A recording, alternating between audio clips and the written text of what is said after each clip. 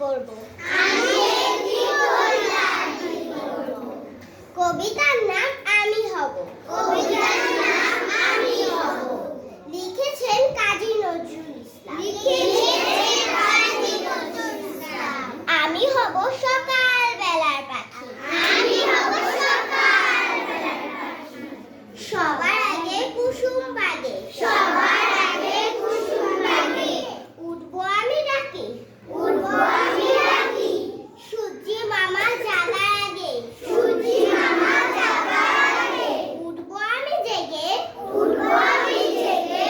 হয়নি সকাল ঘুমো এখন। মা বলবেন রেগে।